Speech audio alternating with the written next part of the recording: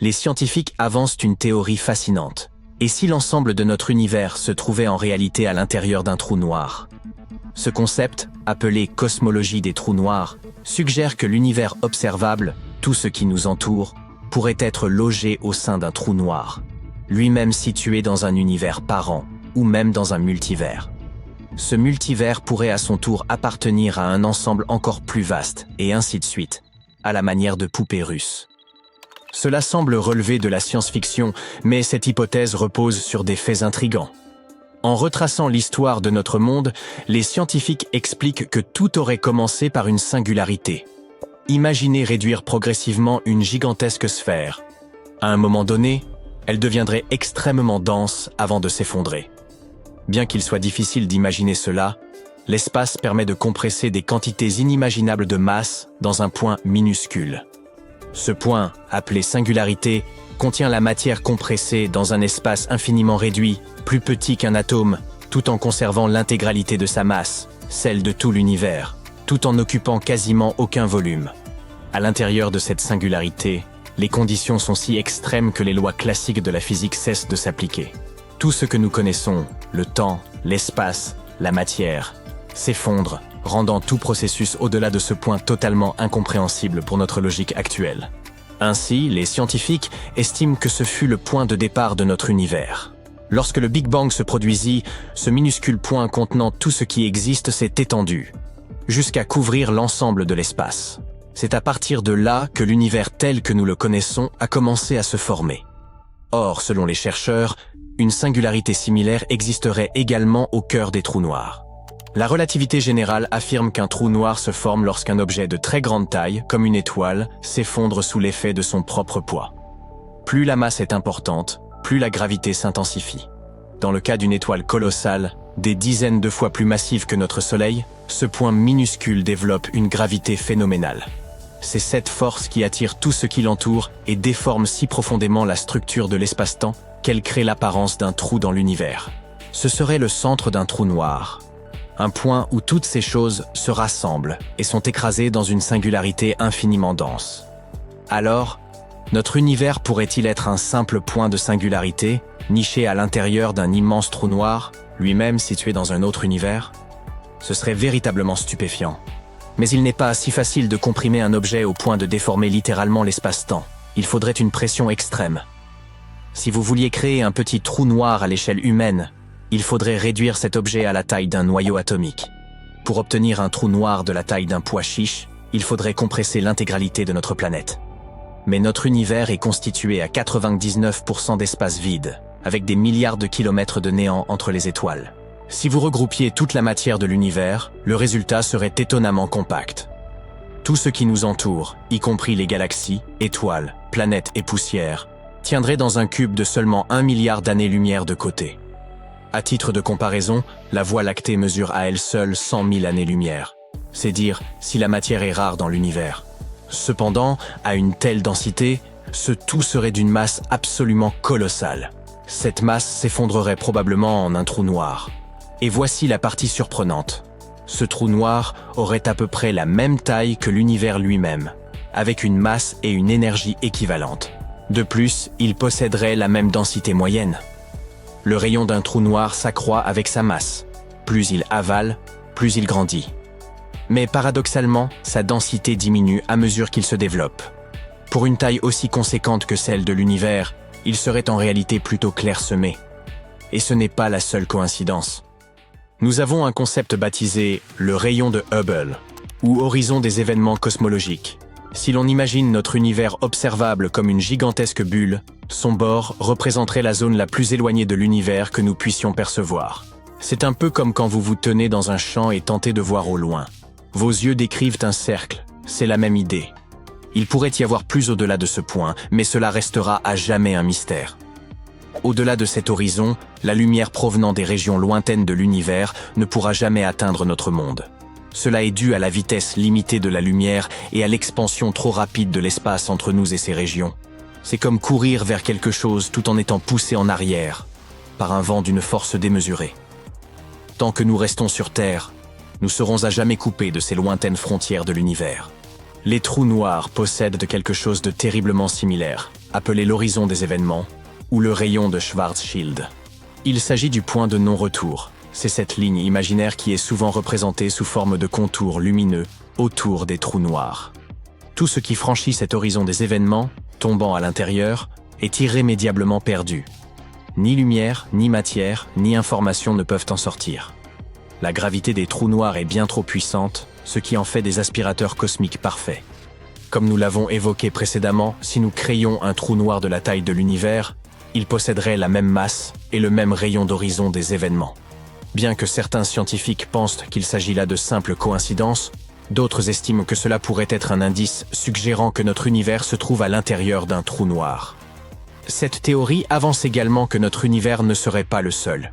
Il pourrait exister dans l'un des nombreux trous noirs répartis dans un multivers encore plus vaste.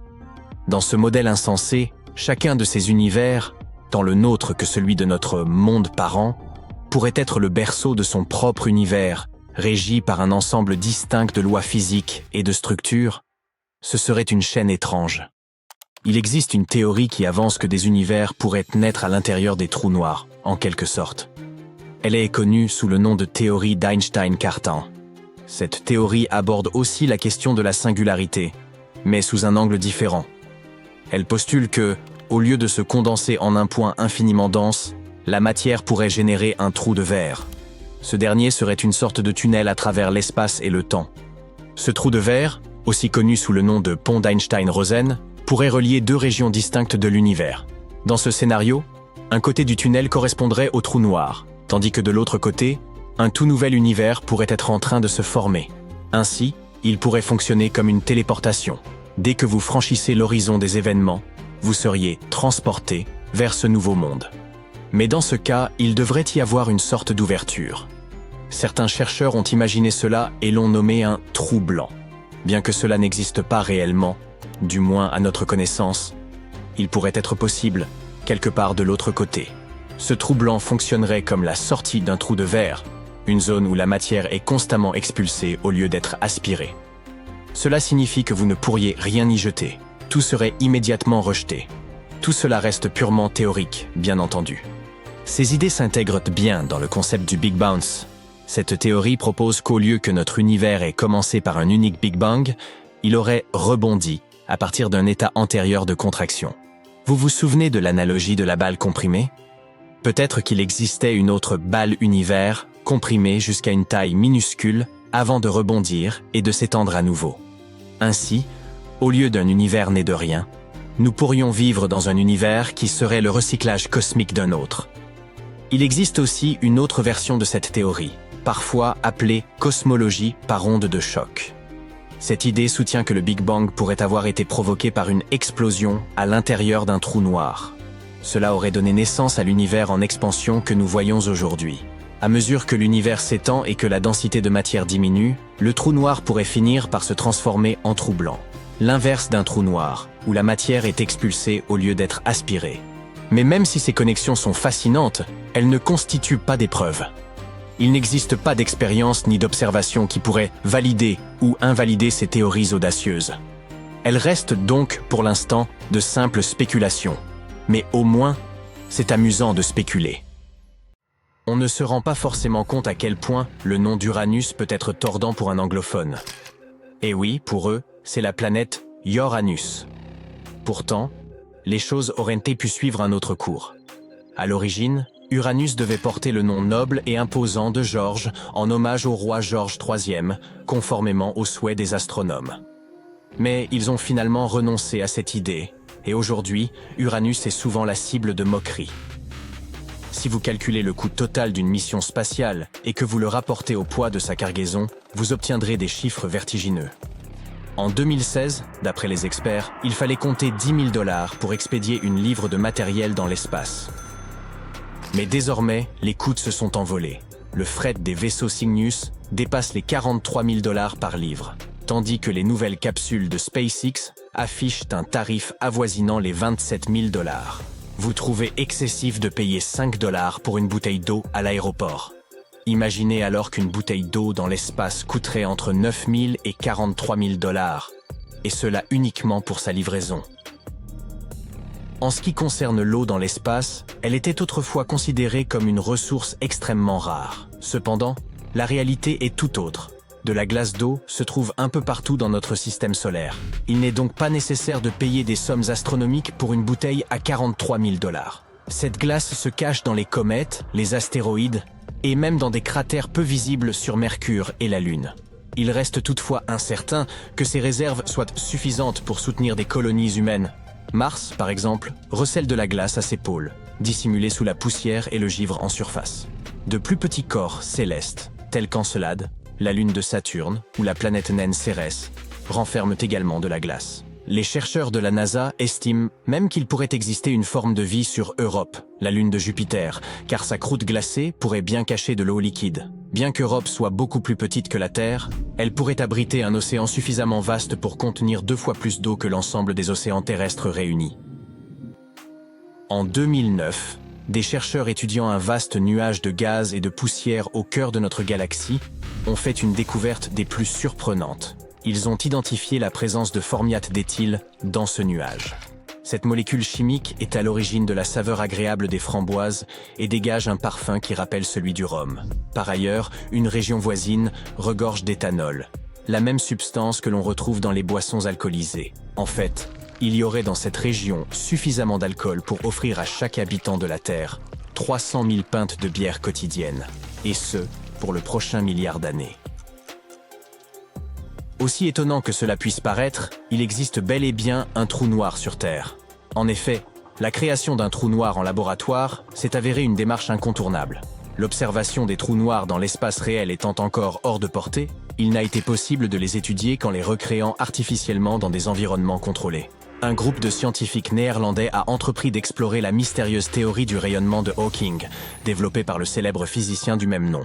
En utilisant des atomes pour simuler un horizon des événements, ils ont manipulé des électrons, ce qui a entraîné une hausse de température évoquant un espace-temps plat. Alors que les particules traversaient des fluctuations quantiques, un anneau de rayonnement infrarouge s'est formé autour du trou noir créé en laboratoire, confirmant ainsi en partie les prédictions de Hawking.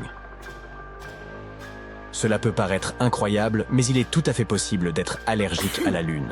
Pour résumer, lors de la dernière mission Apollo, les astronautes ont ramené un nombre record d'échantillons de roches. De plus, pour la première fois, un scientifique de métier, le géologue Jack Schmitt, faisait partie de l'équipe. Grâce à ces prélèvements, les chercheurs ont pu approfondir leurs connaissances sur le champ magnétique de la Lune et son passé volcanique.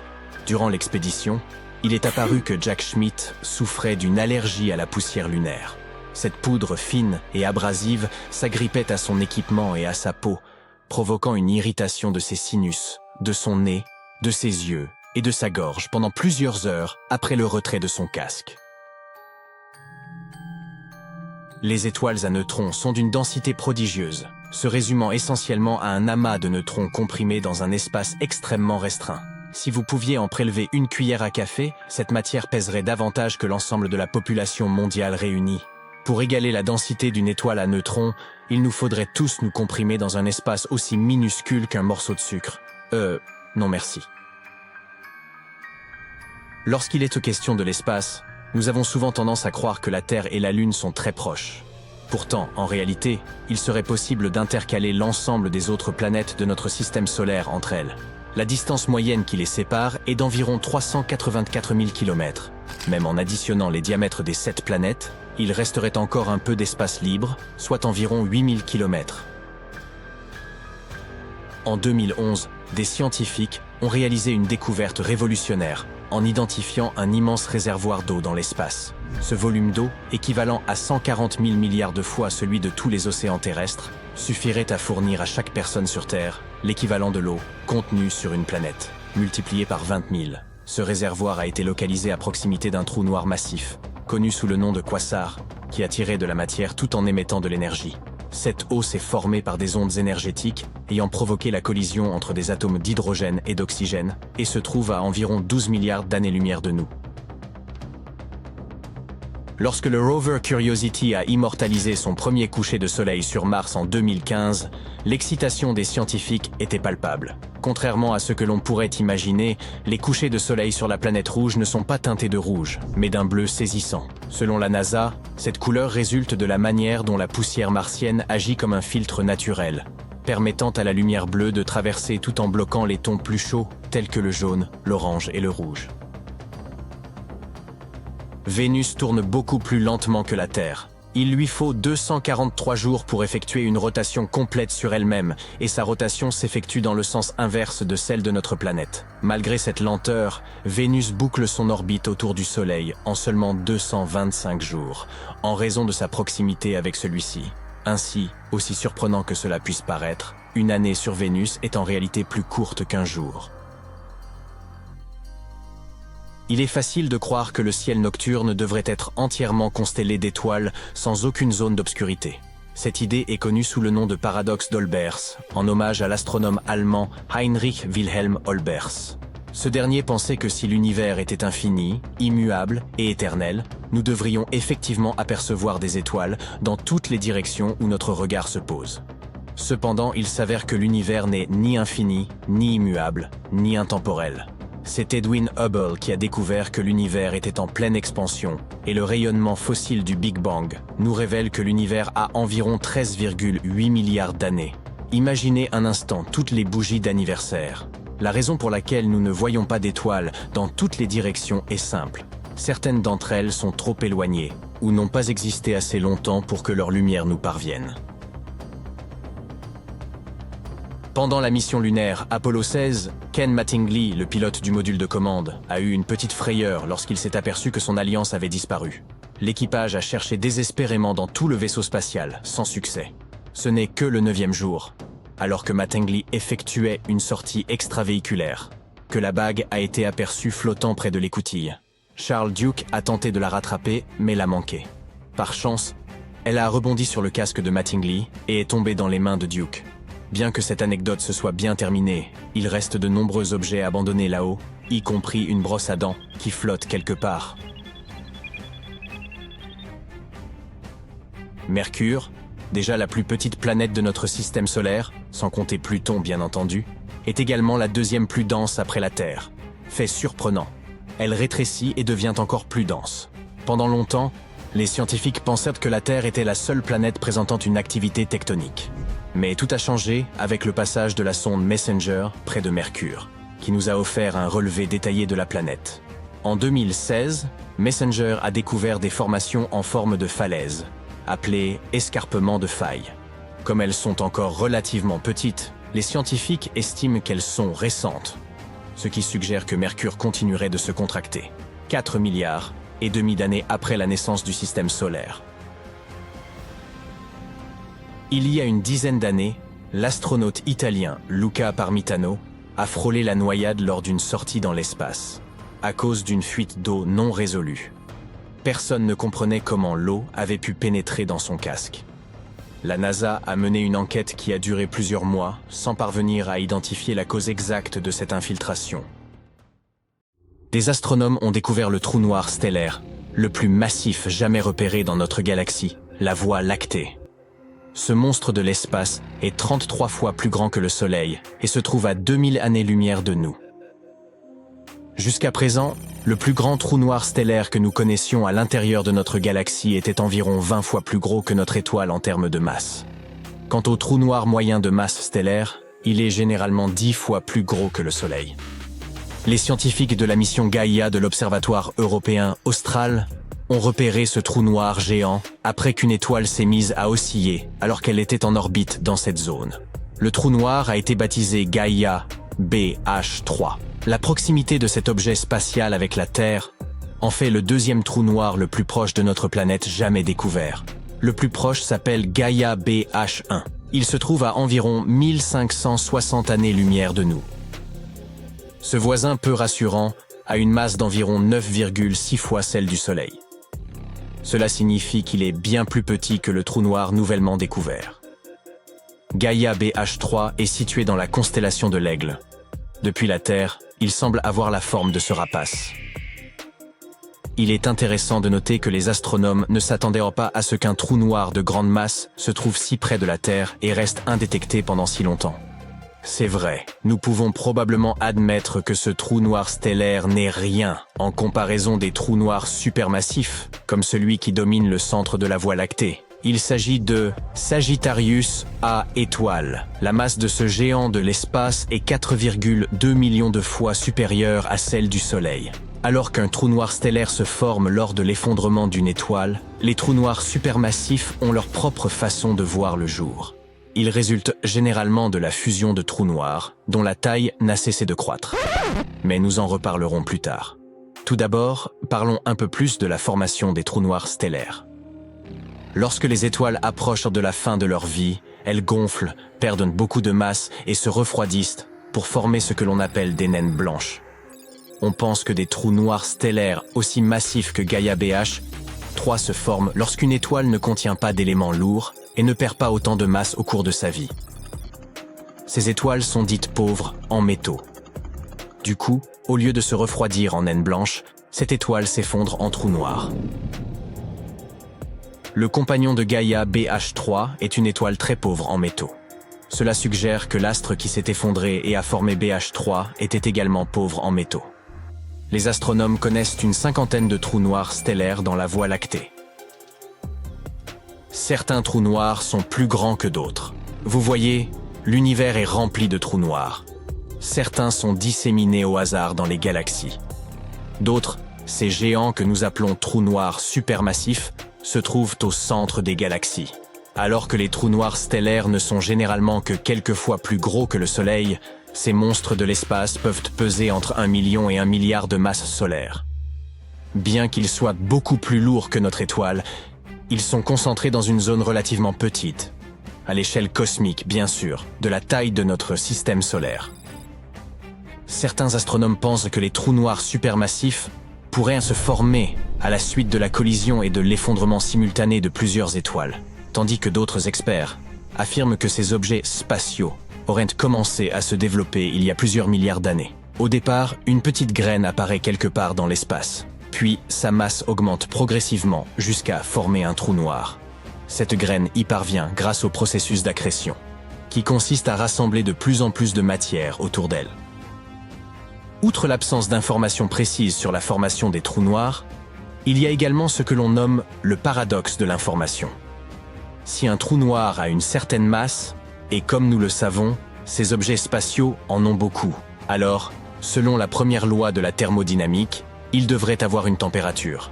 Et selon la deuxième loi de la thermodynamique, il devrait également émettre de la chaleur. Stephen Hawking a montré que les trous noirs sont également censés émettre des radiations.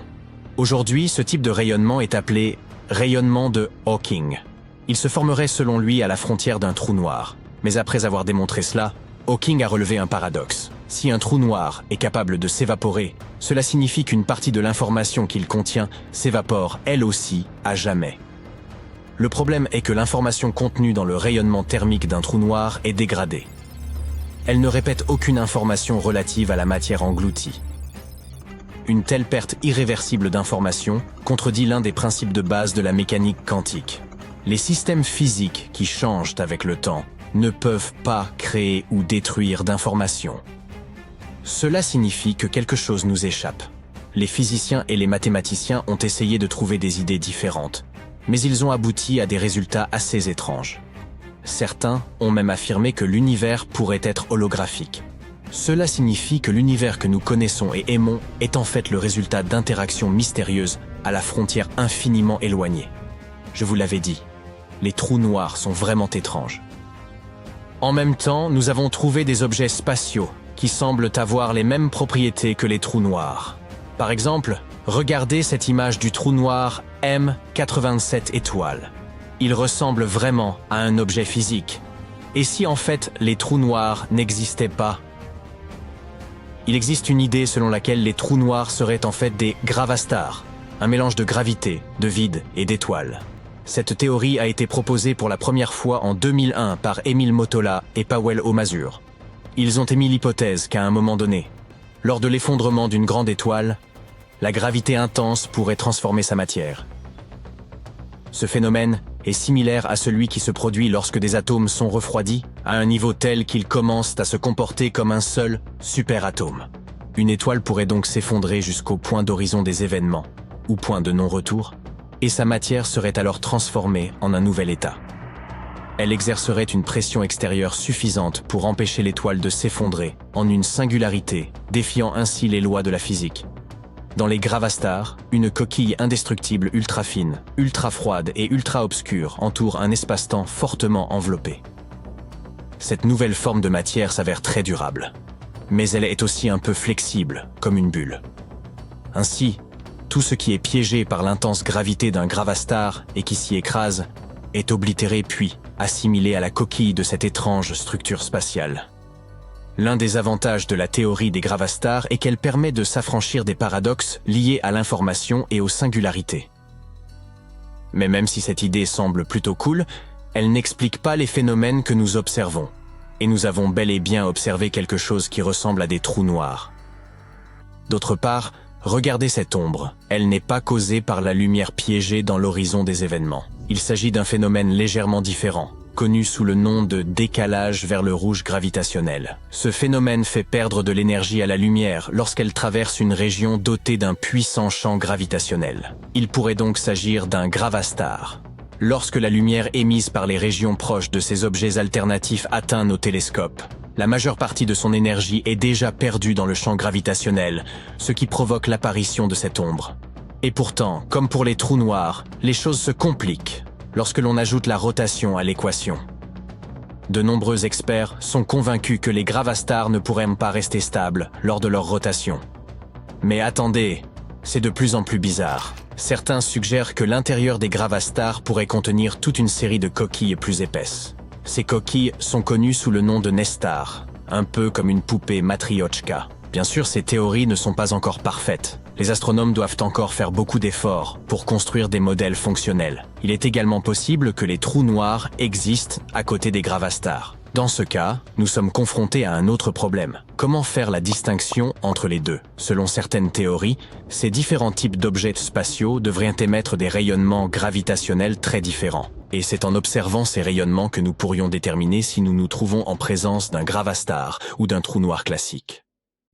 À une vitesse fulgurante, cet objet mystérieux traverse notre galaxie à près d'1,6 million de kilomètres à l'heure. Sa rapidité est telle qu'il pourrait même échapper à l'emprise gravitationnelle de la Voie lactée. Tandis que les scientifiques s'efforcent d'élucider la nature exacte de cette curiosité cosmique, lançons-nous dans l'espace pour mieux en comprendre les mystères. L'objet en question, CEWIS J1249, évolue actuellement à une distance de 400 années-lumière de la Terre. Observons-le de plus près pour déterminer s'il pourrait être une sonde errante. Cela semble peu probable en raison de sa taille impressionnante. Il est 30 000 fois plus massif que la Terre et représente 8% de la masse du Soleil. Une telle masse le classe dans une catégorie que le Dr Darren Baskill, enseignant en astronomie à l'université du Sussex, décrit comme situé entre une étoile et une planète. Les étoiles capables d'atteindre des vitesses aussi phénoménales sont extrêmement rares. Seules 1 ou 2 étoiles sur 1000 dans notre voisinage galactique atteignent une telle rapidité. Si vous deviez un jour en observer une se déplaçant aussi vite que cette énigme cosmique, vous la verriez quitter la Voie lactée en à peine quelques dizaines de millions d'années, un clin d'œil en termes de temps cosmique. Rappelons que de telles étoiles peuvent subsister pendant des dizaines de milliards d'années. Bien que le mystérieux CEWIS J1249 ne voyage qu'à 0,001% de la vitesse de la lumière, sa vélocité reste suffisamment élevée pour potentiellement échapper à l'attraction gravitationnelle de notre galaxie et filer dans l'espace intergalactique. Pour mieux saisir l'ampleur de sa vitesse, sachez que J1249 dépasse de 2,6 fois celle de la sonde spatiale la plus rapide jamais lancée, la sonde solaire Parker, qui atteignit son pic de vitesse en juin 2024 en orbitant autour du Soleil. J1249 a été découvert par des bénévoles du projet Backyard Worlds, Planète 9 de la NASA. Ces chercheurs analysent les images rapportées par les missions Wide Field Infrared Explorer et NEOWISE, scrutant tous signes dignes d'intérêt. 3 d'entre eux ont repéré un point rapide et diffus traversant les images de WISE. Lorsqu'ils ont compris la nature de leur découverte, ils ont été submergés d'enthousiasme. bien qu'ils aient d'abord pensé que cet objet spatial avait déjà été signalé. Pourtant, à leur grande surprise, ce n'était pas le cas. Actuellement, la majorité des scientifiques estiment que CWS J1249 pourrait être soit une étoile de faible masse, soit une naine brune.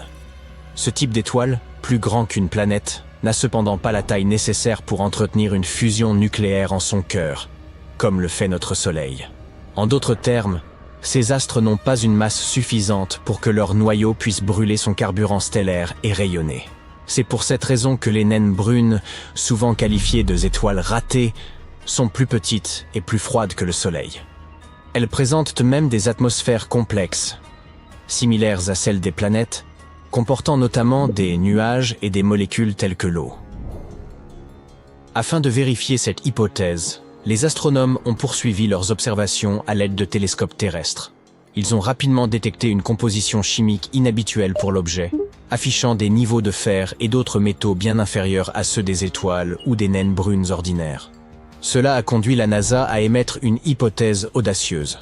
J1249 pourrait être l'une des étoiles les plus anciennes jamais identifiées dans notre galaxie. Ce bouleversement suscite une question. Pourquoi cette étoile hypothétique se déplace-t-elle aussi rapidement? Les chercheurs envisagent plusieurs scénarios. L'un d'eux suppose qu'il s'agirait des restes d'un système stellaire binaire, dont l'un des membres, une naine blanche, aurait explosé en supernova après avoir absorbé trop de matière issue de J1249. Une autre hypothèse suggère que l'étoile pourrait provenir d'un amas stellaire qui se serait disloqué après avoir rencontré deux trous noirs.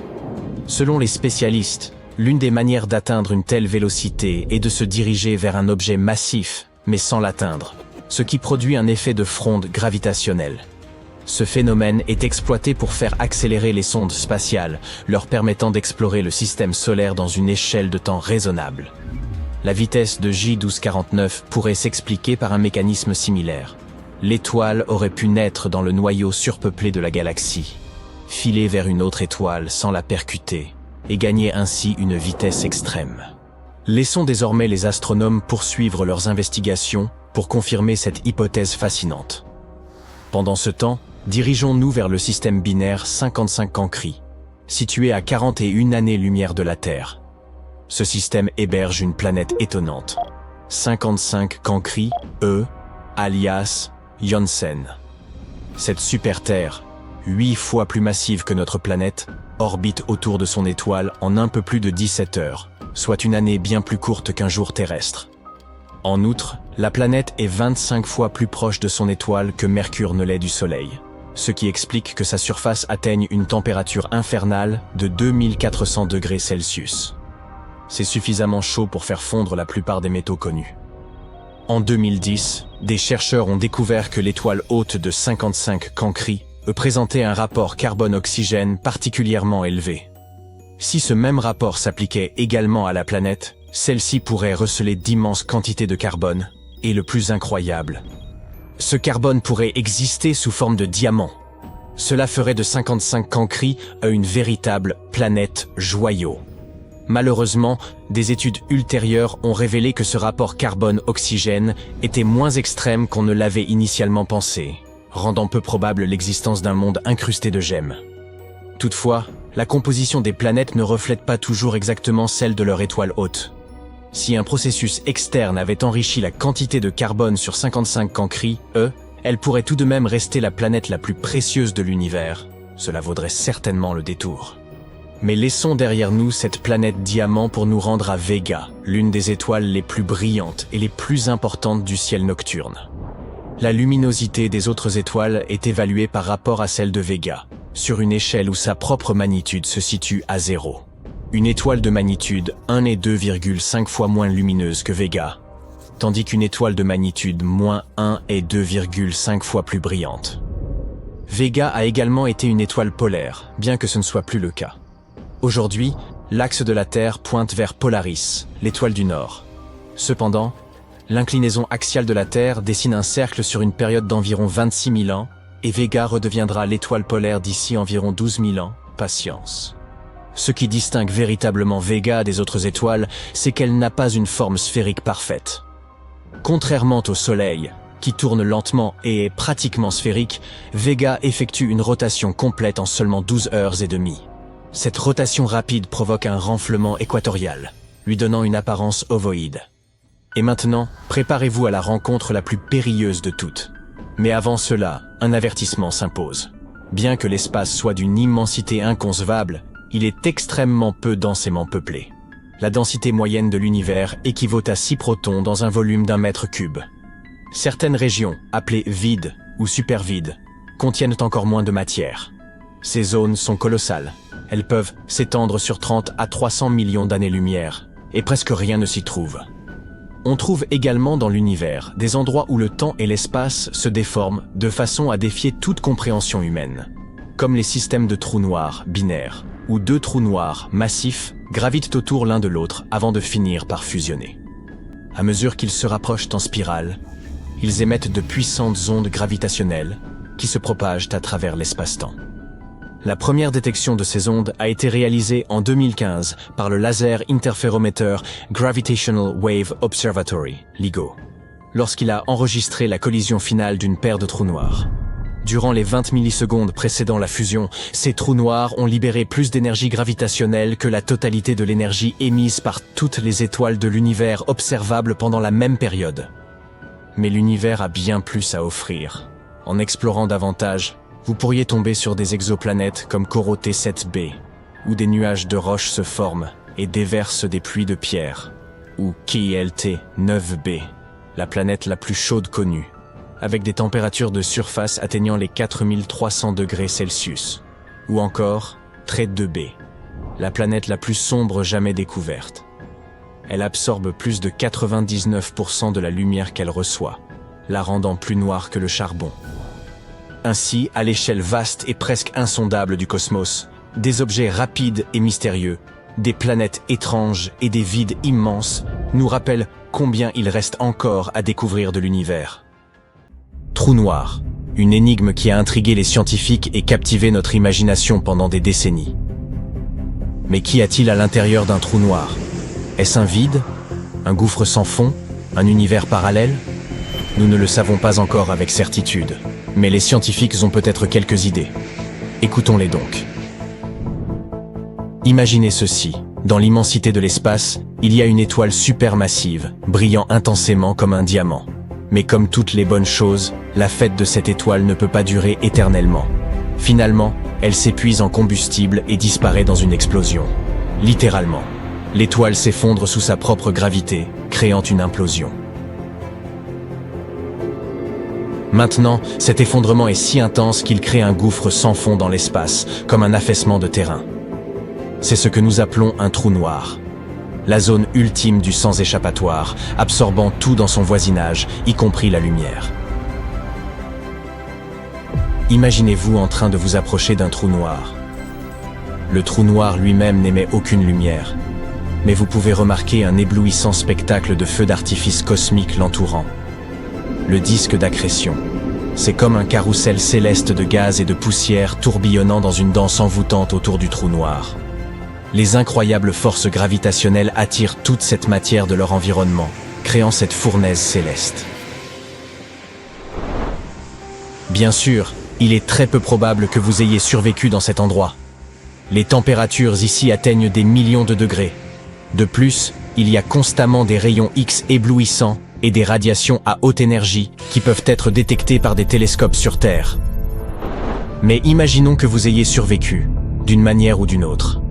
À mesure que vous vous rapprochez, vous remarquez une frontière mystérieuse se profiler devant vous, l'horizon des événements. C'est un point de non-retour, au-delà duquel les lois de la physique semblent devenir incontrôlables. Maintenant, vous êtes coincé dans un embouteillage spatial, et peu importe à quel point vous appuyez sur l'accélérateur, vous n'allez nulle part. Une fois que vous franchissez ce seuil, même la lumière ne peut s'échapper. Et maintenant, vous tombez inévitablement dans un trou noir. Que voyez-vous autour de vous? Selon le physicien de génie Albert Einstein, l'espace et le temps ne sont pas des entités séparées, mais plutôt entrelacées dans une trame appelée l'espace-temps. C'est comme un trampoline cosmique qui peut s'étirer et se courber si vous y placez quelque chose de lourd. Et les trous noirs sont ultra lourds. C'est pourquoi ils déforment ce trampoline de la manière la plus extrême possible. Alors, lorsque vous vous aventurez près d'un trou noir, vous vivez une expérience intense. La courbure de l'espace-temps devient si intense qu'elle ressemble à un tourbillon absorbant tout, même la lumière elle-même.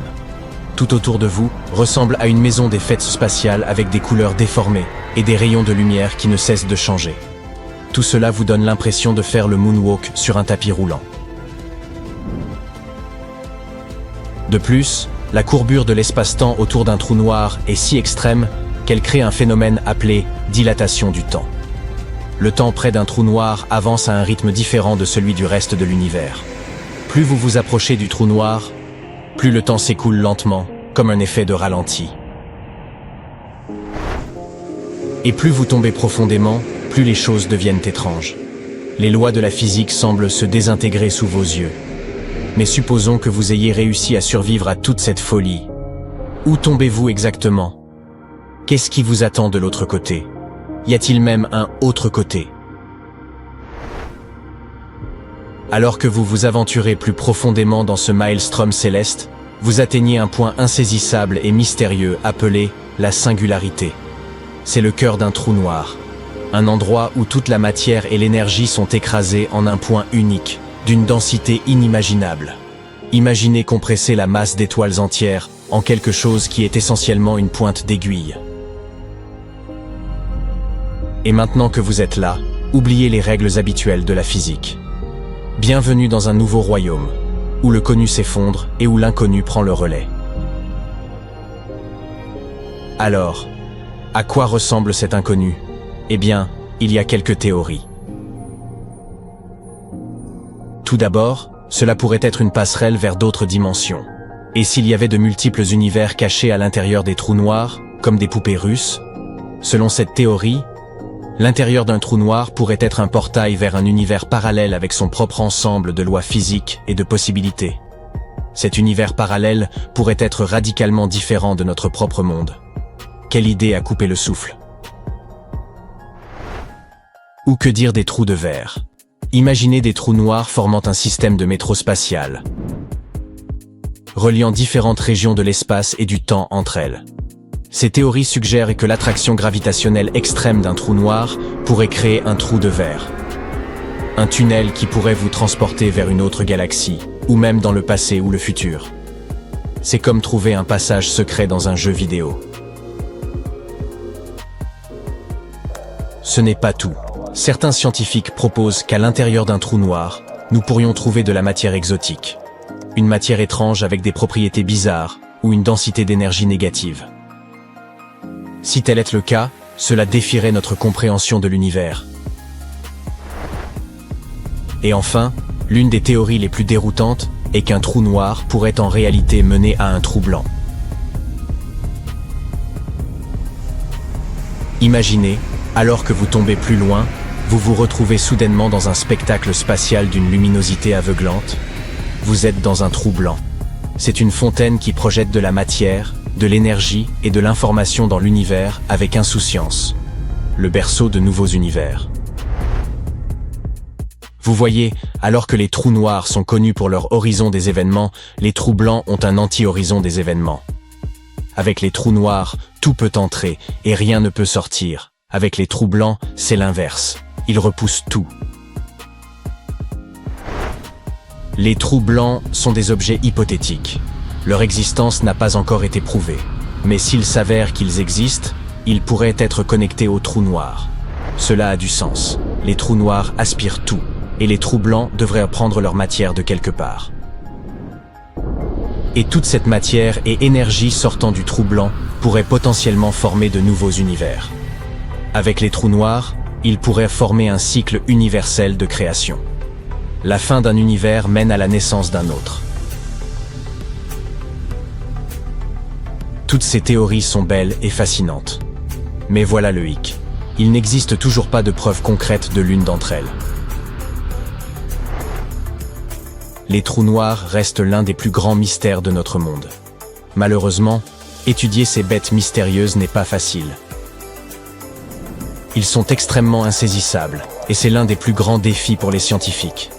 Les trous noirs n'émettent pas de lumière, donc ils ne peuvent pas être vus directement. Ils sont essentiellement invisibles pour les télescopes qui dépendent de la lumière, ce qui les rend incroyablement difficiles à observer. C'est pourquoi les scientifiques doivent se fier à des éléments tels que les émissions de rayons X, les effets de la gravité d'un trou noir sur les objets voisins et d'autres indices. Ils sont également très imprévisibles. Pour les trous noirs, la physique est comme un terrain de jeu amusant. Ils déforment l'espace et le temps autour d'eux, ce qui rend difficile la prédiction et la compréhension de leur comportement. Mais ne vous inquiétez pas, passionnés de l'espace, l'avenir de la recherche dans ce domaine est aussi prometteur que jamais. Nous avons déjà fait des découvertes incroyables. Par exemple, en 2019, nous avons capturé la toute première image directe d'un trou noir. Il s'agit du trou noir central de la galaxie Messier 87. Quelques années plus tard, nous avons également pris une photo d'un trou noir au centre de notre propre galaxie, la Voie lactée. Celui-ci s'appelle Sagittarius A étoile. Tout cela a ouvert de nouvelles voies pour la recherche. Et ce ne sont pas les seules choses intéressantes que nous avons découvertes ces dernières années. Prenons les ondes gravitationnelles, par exemple. Vous savez comment les rochers laissent des ondulations après être tombés dans l'eau? Eh bien, les ondes gravitationnelles sont des ondulations dans la trame de l'espace-temps. Elles transportent des indices sur les événements les plus cataclysmiques de l'univers. Elles nous ont permis d'écouter l'univers, dévoilant des phénomènes et des événements auparavant cachés. Et toutes ces observations nous offrent un nouveau moyen d'étudier les trous noirs. Nous faisons constamment de nouvelles avancées technologiques. Le télescope spatial James Webb nous fournira des observations encore plus détaillées et des aperçus des mystères des trous noirs. Il y a encore tant de choses que nous ne savons pas. Mais c'est la beauté de la science, le frisson de l'inconnu, et la curiosité qui nous pousse à explorer les mystères de l'univers. Alors, continuons à plonger dans l'abîme cosmique, dans cette quête passionnante pour dévoiler les secrets de notre monde. Comme la locomotive d'un célèbre conte, le rover Curiosity de la NASA a courageusement parcouru le cratère Gale, sur Mars, essayant de comprendre ce qui a bien pu se passer il y a des milliards d'années pour que cette planète devienne un désert rouge. Et il semblerait qu'il soit finalement tombé sur quelque chose. Alors que la vie semble aujourd'hui impossible sur Mars, il se pourrait qu'il y ait eu, à une époque très lointaine, un monde plus proche de la Terre, avec une atmosphère épaisse, de l'eau et même de la vie. Et il semble que les choses n'aient changé que récemment. Des études montrent qu'il y a seulement 3 milliards d'années, l'hémisphère nord de Mars aurait abrité un océan stable. Sur Terre, l'air de l'Archéen battait son plein. Les volcans se déchaînaient, et la vie faisait ses premiers pas. Et elle faisait peut-être aussi ses premiers pas sur Mars. Il ne s'agissait pas d'un désert glacé comme l'Antarctique. On y trouvait bien une étendue d'eau semblable à nos océans. Ce climat proche de celui de la Terre a prolongé la période d'habitabilité de Mars d'environ 500 millions d'années, par rapport à ce que l'on pensait jusqu'à présent. En d'autres termes, pendant un demi-milliard d'années, Mars était exactement comme notre planète, avec des conditions idéales pour l'apparition de la vie. Mais il s'est passé quelque chose qui a changé les choses pour toujours. L'atmosphère s'est raréfiée. Mars a perdu ses océans et est devenu l'endroit froid et désolé que nous connaissons aujourd'hui. Le mystère est resté entier pendant un long moment. Mais voilà que Curiosity est tombé sur quelque chose d'intéressant dans le cratère Gale. Un vaste bassin à la surface de Mars où, il y a des milliards d'années, l'eau s'écoulait librement. Il y a trouvé des carbonates qui pourraient bien nous renseigner sur l'ancien climat de la planète rouge. Il s'agit de minéraux qui se forment lorsque le dioxyde de carbone, ou CO2, se dissout dans l'eau. Cela signifie que, pour les créer, vous avez besoin de deux choses, une atmosphère épaisse et de l'eau liquide. Sur Terre, le CO2 est très important parce qu'il aide à piéger la chaleur du Soleil dans notre atmosphère. Cela permet à notre planète de rester suffisamment chaude pour que la vie s'y développe. Les plantes consomment ce CO2 lors de la photosynthèse et créent l'oxygène dont les humains et les animaux ont besoin pour respirer. Sur Mars, la présence de CO2 nous indique qu'il y avait bien là un système climatique fonctionnel. Lorsque le CO2 commence à se dissoudre dans l'eau, il réagit avec certains minéraux du sol, comme le calcium ou le magnésium, et crée des carbonates. C'est un peu comme la formation des coquillages dans les océans, ici sur Terre. Mais là, ce sont des roches qui se forment. Et cette découverte est énorme. Ces carbonates sont en quelque sorte les fossiles de l'ancien climat de la planète. Ils contiennent des informations sur les conditions qui régnaient sur Mars il y a très longtemps. En les étudiant, les scientifiques peuvent en savoir plus sur le passé de la planète et remonter jusqu'à l'époque où il y avait de l'eau. Ils peuvent nous renseigner sur l'évolution de l'atmosphère martienne, nous montrer si l'atmosphère était chaude ou froide, s'il y avait beaucoup d'eau et ce qu'il est advenu de la planète en général. Heureusement, Curiosity peut étudier tout cela sur place. Il est équipé d'un instrument permettant l'analyse des échantillons et d'un spectromètre à laser accordable. Ils permettent aux scientifiques de mener l'enquête. Le premier est un mini-laboratoire sur roue. Il est capable de chauffer des échantillons de roches martiennes à des températures extrêmes. Ces deux fours peuvent chauffer jusqu'à près de 1000 degrés Celsius. Cette chaleur intense provoque la libération des gaz emprisonnés dans les roches, qui sont comme les anciennes empreintes digitales de l'atmosphère de Mars. Une fois ces gaz libérés, le spectromètre les analyse en détail, les réduisant à leurs plus infimes composantes. Ce que les scientifiques ont découvert a bouleversé nos hypothèses sur l'habitabilité de Mars. Il s'avère que non seulement il y a eu de l'eau sur cette planète, mais aussi que quelque chose a conduit à son assèchement et à son refroidissement progressif. En d'autres termes, l'eau de Mars n'a pas simplement disparu, elle s'est évaporée rapidement dans des conditions extrêmes. Que s'est-il donc passé ? Les astronomes ont avancé deux explications possibles. Selon la première, Mars aurait traversé des périodes tantôt humides, tantôt sèches. L'eau ne se maintenait pas très longtemps. Elle apparaissait par à-coups, avec des périodes où la planète s'asséchait, puis redevenait humide. La deuxième possibilité est plus intense. L'eau qui se trouvait là était incroyablement salée et froide. Au lieu d'être liquide, elle était donc principalement gelée. La planète aurait alors été beaucoup trop hostile pour la vie telle que nous la connaissons, avec des conditions trop extrêmes pour que quoi que ce soit puisse y survivre. Ces deux possibilités signifient malheureusement que Mars n'a jamais été un lieu agréable et plein de vie, comme certains l'espéraient. En tout cas, pas à la surface. Cela ne veut pas dire que la vie souterraine n'a pas pu exister. Cela reste une possibilité. Et pour en savoir plus, nous devons continuer à chercher des indices de la présence d'eau. En effet, après des années d'exploration, les scientifiques viennent de faire une découverte stupéfiante. Sous la surface rocheuse de la planète rouge se cache un réservoir d'eau liquide. De l'eau véritable, cette fois. Pas de la glace des calottes ou de la vapeur atmosphérique. Mais elle se trouve à des kilomètres sous la croûte martienne.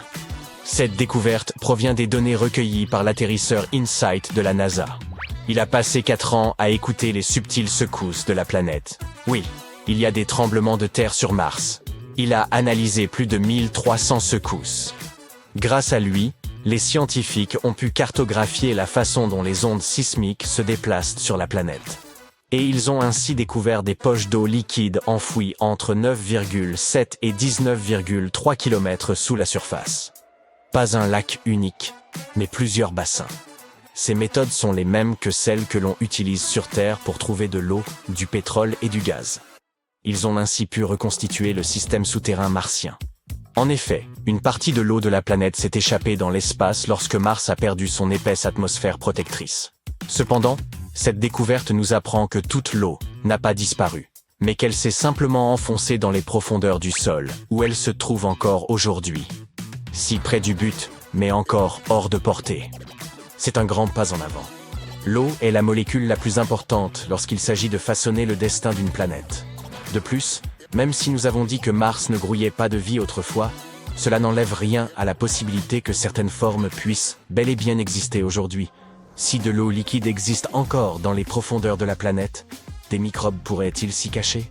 La vie telle que nous la connaissons ne peut survivre sans eau liquide. L'idée de la vie sur Mars est donc devenue plus que jamais plausible. Mais il y a un hic. Si cette eau peut sembler être un jackpot pour les futurs projets de colonisation martienne, elle ne sera pas facile à atteindre. Dire que forer à 9,7 km de profondeur n'est pas une mince affaire est un euphémisme. Sachez qu'ici, sur Terre, le forage le plus profond que nous ayons réalisé est d'environ 12 km. C'était dans le cadre du projet Kola Super Deep Borehole. Et ce projet a poussé la technologie actuelle à ses limites. Chaleur intense, pression, panne d'équipement, tout y est passé. Sur Mars, ce serait encore plus fou. L'environnement y est beaucoup plus froid, l'atmosphère extrêmement ténue et l'infrastructure inexistante. Cela rendrait toute mission de forage extrêmement difficile. Pour atteindre les réservoirs d'eau enfouis si profondément, nous aurions besoin d'acheminer d'une manière ou d'une autre un équipement spécialisé.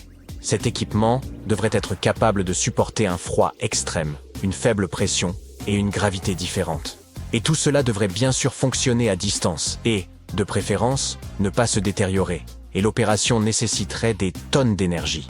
Eh oui, il est possible que nous ne puissions y parvenir qu'à l'avenir, lorsque nous aurons des systèmes automatisés ou des astronautes sur Mars. Ce n'est pas une tâche facile, même pour les milliardaires les plus ambitieux. Pour l'instant, ce que cachent ces réservoirs reste donc un mystère. Et ce n'est pas la seule énigme. Comme nous l'avons mentionné, Mars cache l'un de ses plus grands secrets sous son pôle sud gelé. Un autre vaste lac d'eau liquide enfoui profondément. Un radar l'a révélé en scannant la calotte glaciaire de cette région qui porte un nom à coucher dehors. Il est étrange que l'eau soit restée liquide à des températures aussi basses.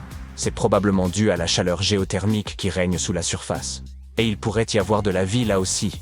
Ils envisagent donc de sonder d'abord ce lac, une opération beaucoup plus facile. Le travail de Curiosity est incroyable, et il continue de nous aider à éplucher les couches de l'ancien climat martien, nous livrant de nouvelles pièces du puzzle que représente l'histoire de notre voisine. Cela pourrait nous aider à éviter des erreurs similaires à l'avenir. Un objet pesant des milliards de fois la masse de notre Soleil devrait être facile à trouver, n'est-ce pas? Malheureusement, il se peut que ce ne soit pas si simple, et on a même assisté à la disparition d'un trou noir. Partons en voyage jusqu'à l'amas de galaxies Abell 2261, hébergeant en son centre un trou noir supermassif. Du moins, c'est là qu'il est censé se trouver. Mais il s'avère que ce phénomène spatial géant est introuvable. Les trous noirs supermassifs sont des monstres gigantesques qui tournent lentement au centre de leur galaxie d'origine. Ils rassemblent autour d'eux d'énormes nuages de gaz et de poussière, ce qui les fait gonfler jusqu'à atteindre des tailles inimaginables pour l'esprit humain. Si un trou noir supermassif, comme celui qui se trouve au centre de notre galaxie, la Voie lactée, se rapprochait ne serait-ce qu'un peu de notre système solaire, nous serions condamnés. La distance entre cet objet énorme et la Terre pourrait être de plusieurs dizaines d'années-lumière, et pourtant, il ferait des ravages sur notre planète. La Terre, ainsi que les autres éléments du système solaire, seraient entraînés dans l'orbite du trou noir et condamnés à tourner autour de lui pour l'éternité, ou plus longtemps. C'est donc une bonne chose que de tels trous noirs restent loin de nous. En tout cas pour l'instant. Voyons donc ce qui s'est passé avec ce trou noir supermassif qui s'est enfui de ce gigantesque amas de galaxies situé à environ 2,7 milliards d'années de notre planète. Les scientifiques l'ont recherché avec l'aide de l'observatoire à rayons X Chandra et du télescope spatial Hubble de la NASA, mais sans aucun résultat jusqu'à présent. Le principal problème pour trouver un trou noir, c'est qu'il est, noir. Et l'espace est, tu l'as deviné, noir aussi. Il n'y a donc aucun contraste qui pourrait aider les astronomes à repérer le trou. Mais ils n'ont pas baissé les bras pour autant. Après tout, ils disposent de nombreuses autres technologies pour trouver les trous noirs, petits et grands, dans l'immensité de l'espace. Certaines de ces méthodes consistent à observer les étoiles en orbite autour des trous noirs. Parfois, c'est un faible signal d'onde gravitationnelle qui se produit lorsque deux trous noirs entrent en collision. Mais la technique la plus fiable consiste à observer les poussières et les gaz qui tombent. Le fait est que les trous noirs sont des objets spatiaux, dotés d'une gravité démentielle. Les régions de l'espace qui les entourent sont donc généralement un peu chaotiques. Le gaz et la poussière sont entraînés dans l'abîme sans fond, se compriment et s'échauffent. Ce faisant, ils libèrent un flot de rayons X.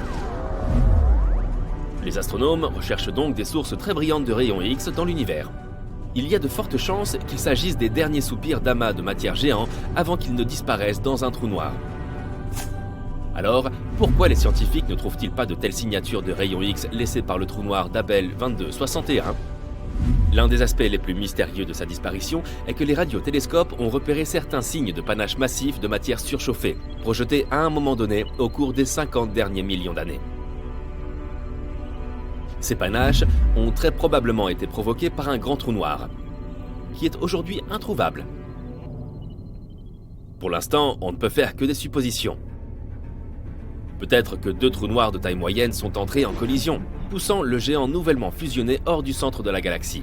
Les observations des étoiles de cette galaxie ont montré un amas de matière dense à quelques milliers d'années-lumière du cœur de la galaxie. Il s'agit peut-être du trou noir en fuite. Mais malheureusement, aucun signal de rayons X ne provient de cet amas. Il se peut aussi que le trou soit toujours là, à sa place. Mais il serait en quelque sorte en train de dormir. S'il n'est pas alimenté en gaz et en poussière, il n'a rien pour se nourrir. Par conséquent, il ne peut pas émettre un flot de rayons X.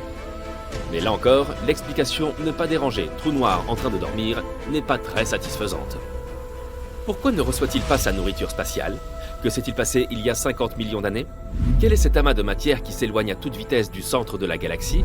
Autant de questions sans réponse pour l'instant. Au moins, on sait plus ou moins à quoi ressemblent les trous noirs. Ce qu'on voit est en fait l'ombre de l'horizon des événements d'un trou noir, visible sur la matière incandescente surchauffée qui tombe à l'intérieur du trou. La toute première photo électronique d'un trou noir est apparue en 2019. Mais les données permettant de la créer ont été collectées en 2017. Et il a fallu 2 ans à une équipe internationale composée de plus de 200 astronomes pour assembler l'image. On peut admirer cet étonnant phénomène spatial grâce à un vaste réseau mondial de télescopes, appelé Event Horizon Telescope Collaboration, ou simplement EHT. Pourquoi un tel nom?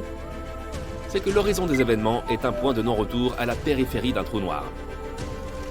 Une fois que quelque chose, par exemple de la matière, des radiations ou de la lumière atteint cette limite, il n'y a plus aucun moyen pour elle d'échapper aux griffes du trou noir.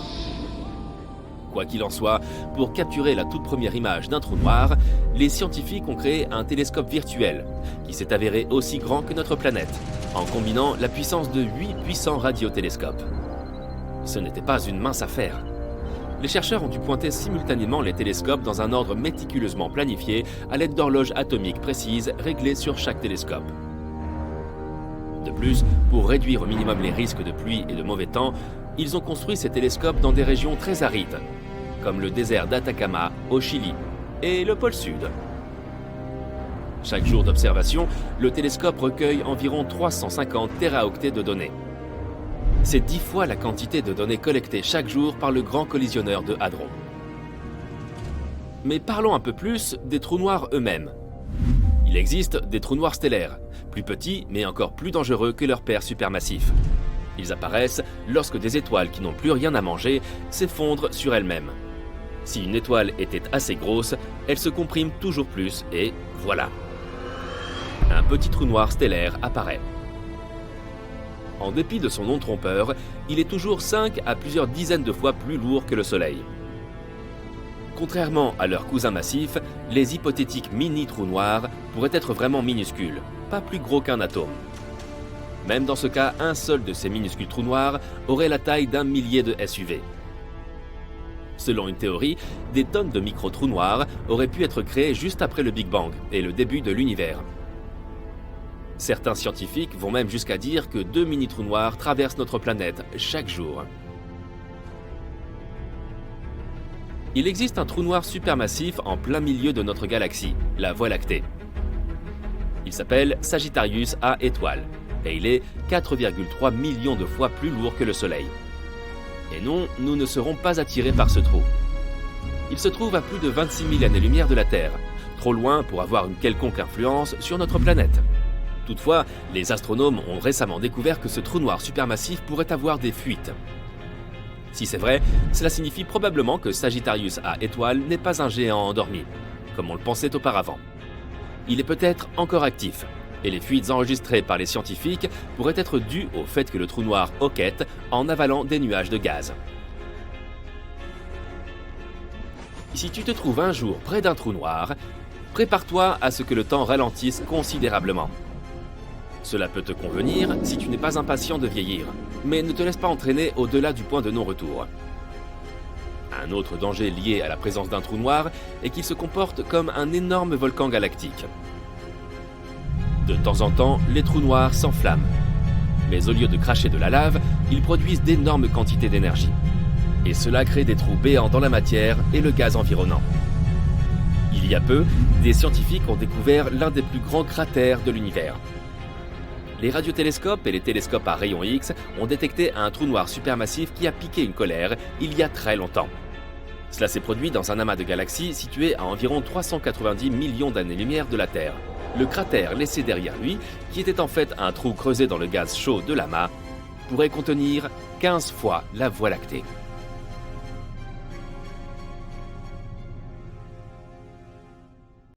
Imaginez un puissant géant comme le Soleil, confronté à un petit mais puissant adversaire, un petit trou noir. La collision est imminente et le sort du système solaire est en jeu. Le Soleil pourra-t-il résister à l'intense attraction gravitationnelle d'un petit trou noir, ou sera-t-il englouti tout entier? La réponse réside dans les forces en jeu dans cette collision cosmique époustouflante, et nous allons voir tout ça.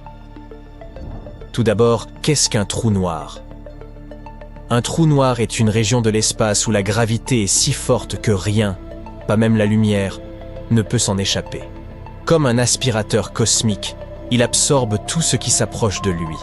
Il est si massif qu'il déforme le tissu de l'espace-temps tout autour de lui. Les trous noirs sont parmi les objets les plus effrayants et mystérieux de l'univers. Une force puissante de la nature qui défie notre compréhension de la physique. Une véritable énigme de l'univers. Les trous noirs existent en différentes tailles. Il y en a des petits qui ne font que quelques kilomètres de large, et des très grands qui sont des milliards de fois plus massifs que le Soleil. La plupart se forment suite à l'effondrement d'étoiles massives. Une fois le trou noir formé, il commence à grandir en dévorant tout sur son passage. Et si deux trous noirs ou plus entrent en collision, ils peuvent fusionner en un monstre cosmique énorme. Mais qu'en est-il des plus petits? Les plus petites trous noirs connus portent le nom de trous noirs stellaires. C'est un type de trou noir qui pèse entre 3 et 10 masses solaires, tout en étant minuscule. C'est comme si l'on prenait toute la matière du système solaire et qu'on la comprimait dans un espace de la taille de New York. Voilà ce qu'on considère comme très petit. À titre de comparaison, les trous noirs dits intermédiaires pèsent entre 100 et 1000 masses solaires.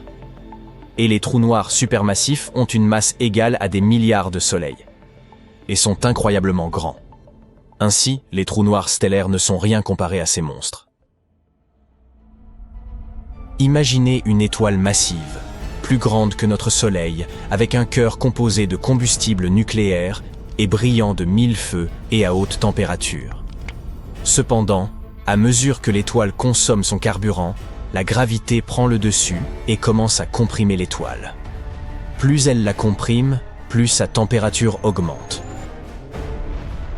Jusqu'à ce que le noyau de l'étoile atteigne une température de plusieurs milliards de degrés. Enfin, le noyau s'effondre sous l'effet de sa propre gravité. Cela crée une explosion immense, une supernova. Cet effondrement crée une singularité, soit un point de densité et de gravité infinie. Ce point est entouré par un horizon des événements. La frontière invisible au-delà de laquelle rien, y compris la lumière, ne peut s'échapper. Et juste comme ça, voilà. Un trou noir stellaire est né. Plutôt impressionnant, n'est-ce pas? Les trous noirs stellaires sont les trous noirs les plus courants que nous connaissons. On trouve ces gars-là un peu partout dans notre galaxie. Alors, quelles sont les chances qu'un de ces petits monstres vienne embêter notre Soleil? Et dans ce cas, que nous arrivera-t-il?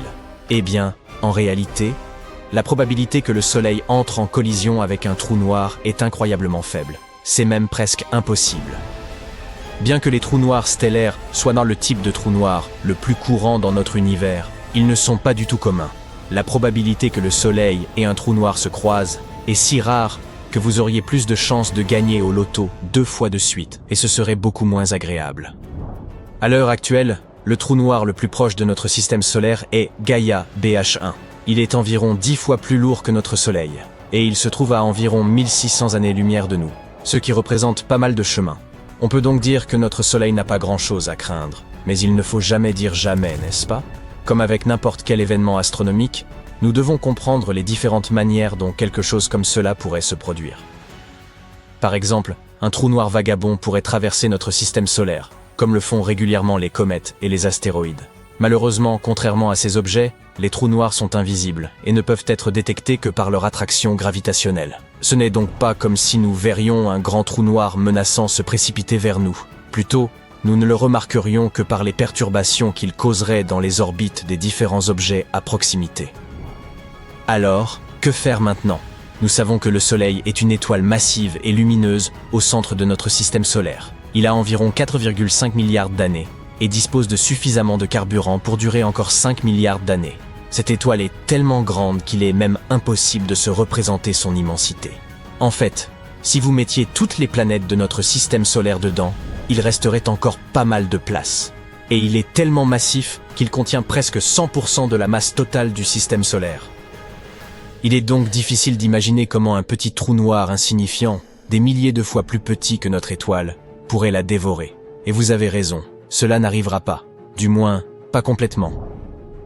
Alors, imaginez qu'un trou noir solitaire arrive dans notre système solaire et commence à se rapprocher du Soleil.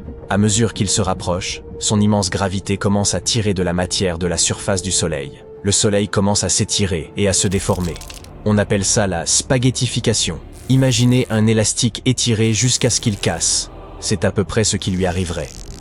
Tous ces matériaux rassemblés forment bientôt un disque tourbillonnant autour du trou noir. Un disque d'accrétion. À mesure que de plus en plus de matière est attirée, le disque se réchauffe et commence à émettre un rayonnement intense. Et à mesure que notre bel astre se laisse prendre dans ses sombres filets, d'énormes quantités d'énergie, sous forme de lumière et de chaleur, sont libérées. Le Soleil devient beaucoup plus lumineux et plus chaud. Ses couches externes se vaporisent, créant un immense nuage de gaz et de poussière qui s'étend sur de vastes étendues.